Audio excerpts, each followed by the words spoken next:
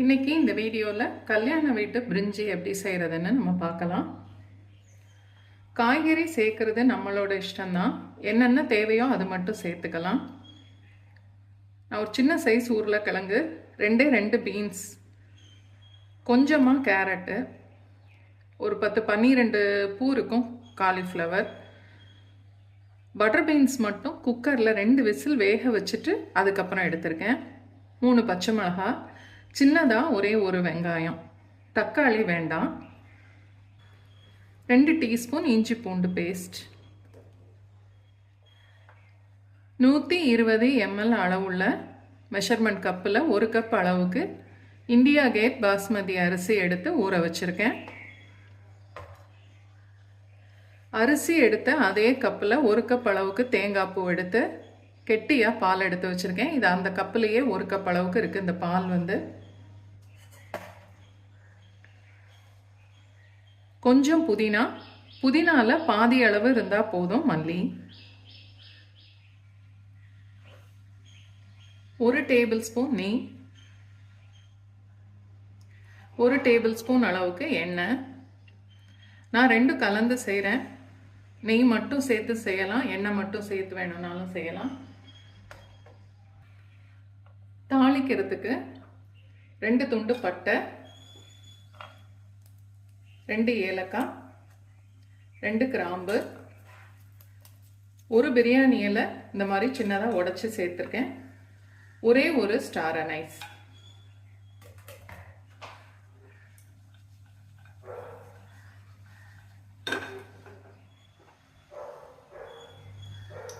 First பச்சை மிளகாய், வெங்காயம் சேர்க்கலாம்.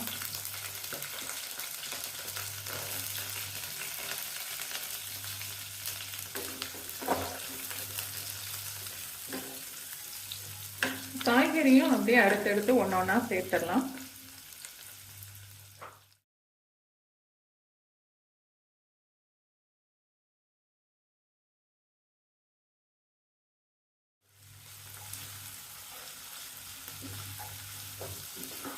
காயெல்லாம் கொஞ்சம் வதங்கட்டும். இப்போ இஞ்சி பூண்டும் சேர்த்து வதக்கலாம்.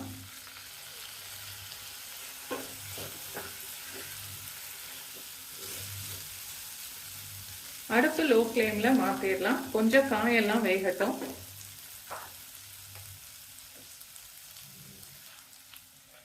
ஒரு நிமிஷத்துக்கு மூடி போட்டு வச்சா போதும்.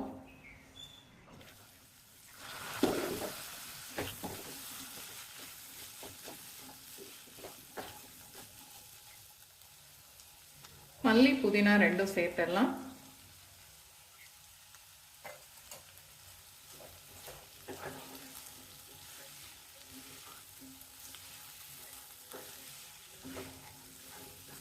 இது கொஞ்சம் வதங்கட்டும். அரிசி அளந்த அதே கப்பில்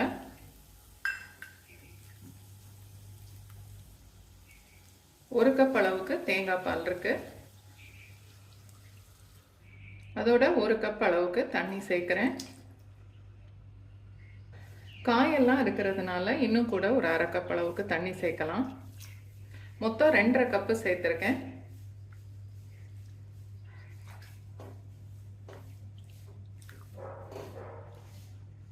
தண்ணி கொதிக்கட்டும்.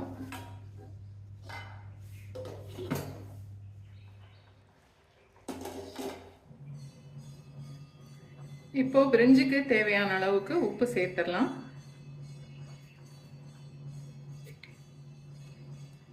நான் 1 பிஞ்ச் அளவுக்கு கறி மசாலா பவுடர் சேர்க்கிறேன். இது ஆப்ஷனல் தான். கறி மசாலா வாசனை வேண்டான்னா விட்டுறலாம். ஒரு 1/2 டீஸ்பூன் அளவுக்கு எலுமிச்சம்பழம்,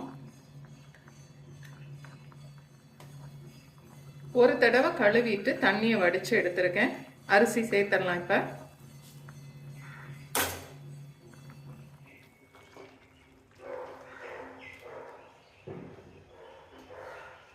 கொஞ்சம் கொதிக்கட்டும். டேஸ்ட் பார்த்துட்டு தேவைன்னா இன்னும் கொஞ்சம் உப்பு சேர்த்துக்கலாம்.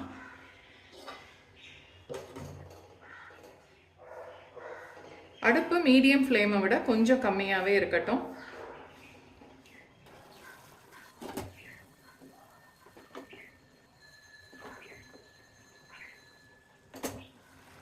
அரிசி முக்கால் அளவுக்கு வெந்திருக்கு, காயெல்லாம் வெந்திருக்கும்.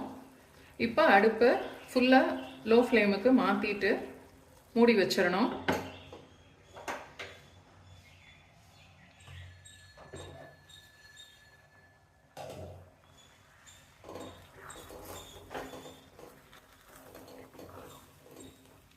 ரெண்டு நிமிஷம் லோ ஃப்ளேமில் மூடி போட்டு வச்சுருந்தேன். சூப்பராக பிரிஞ்சு ரெடி ஆயிடுச்சு.